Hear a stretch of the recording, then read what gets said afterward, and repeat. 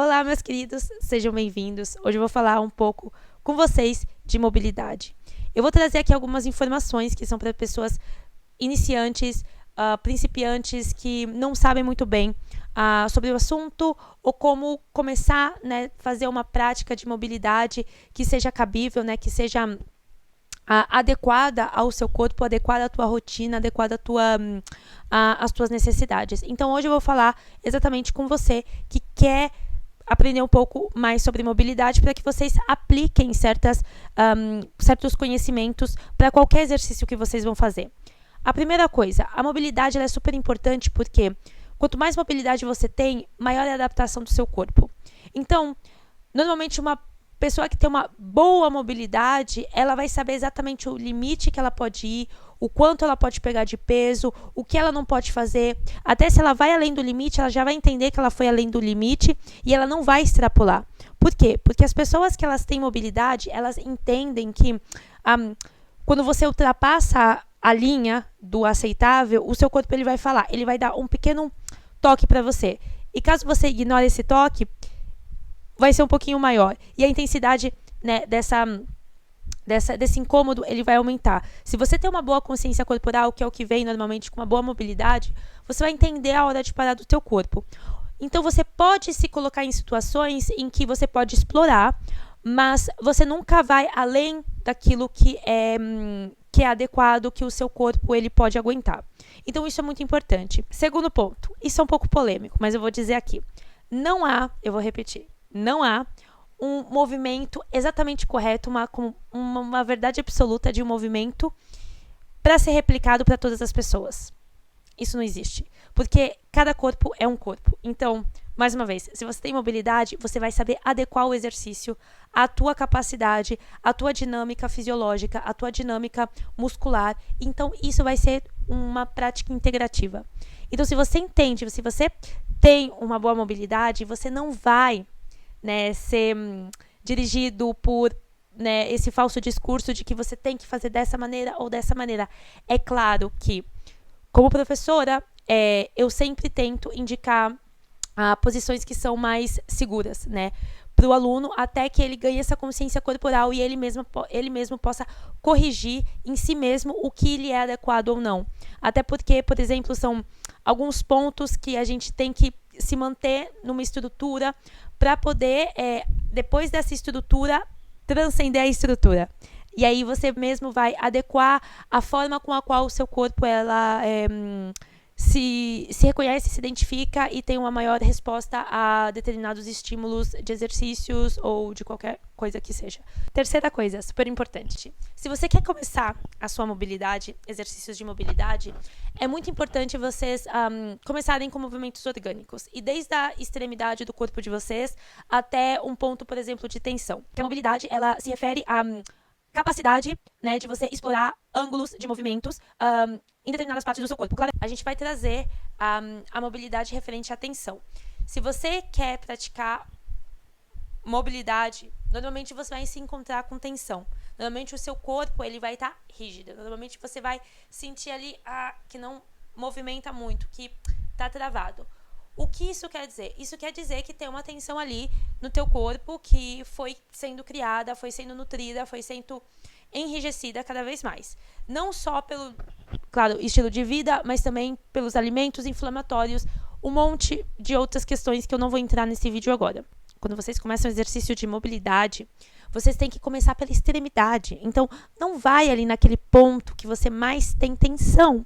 Porque, normalmente, esse ponto que você mais tem tensão é onde você está mais rígido. E essa rigidez foi construída ao longo de muito tempo. Então, a gente vai com calma. A gente vai massageando essa rigidez para que ela não se torne, né, uma dor crônica. Né? Então, você tenta ali tirar os nós e isso só se torna mais crônico, dói mais e você não consegue se libertar dela, porque sempre tem aquele ponto que você sempre vai mais sentir. Uma dica que eu falo pra vocês é: comecem desde das extremidades e vão movimentando o corpo em movimentos orgânicos, em blocos, por exemplo. Então eu vou demonstrar um exemplo aqui. Se eu tenho uma tensão aqui nos meus ombros, nessa parte, o que eu vou fazer? Eu vou começar a mexer minha mão, né? Eu vou começar a mexer meu cotovelo, os ombros, o peitoral, a cabeça.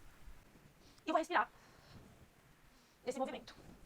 Então a gente vai tentar alcançar graus de movimento desde a extremidade até o centro, né, onde está a atenção mais concentrada, das extremidades até aqui. A gente vai distribuir essa tensão. É como se a tua rigidez, ela tá ali contraída e você necessita explorar, expandir ela, não expandir tensão para o restante do corpo de vocês, até porque se você tá tentando tirar a rigidez de uma parte do seu corpo e você tá com a outra parte rígida, né? Então você tá tentando tirar a tensão do seu ombro, mas você tá com a cabeça projetada para frente, né? Com uma cifose, uma hipercifose. Então isso não vai adiantar, né? Então a tensão ela não vai sair do teu corpo. Ela até pode ser mais aliviada, mais massageada, mas você não vai sentir realmente um alívio. Então o segredo é sempre trabalhar das extremidades. Cabeça, pescoço, até o centro, ok? É super importante a gente integrar o nosso corpo nessa cadência de movimentos, porque você vai começar a fazer com que o seu corpo responda melhor aos estímulos móveis, né, de mobilização.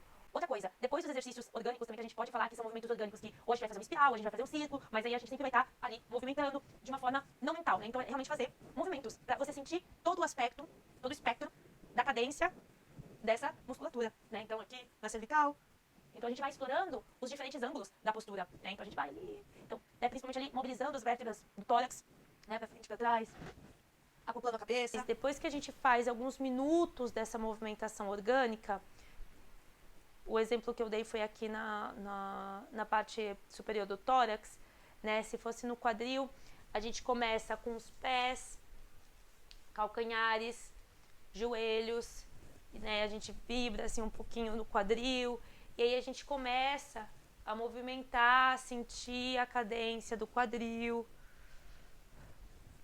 A gente explora as sensações também que a gente vai desenvolvendo através disso, através dessas movimentações, dessas sensações, porque as sensações, elas são importantes, porque as sensações, elas são importantes porque elas te ensinam a respeitar o seu corpo.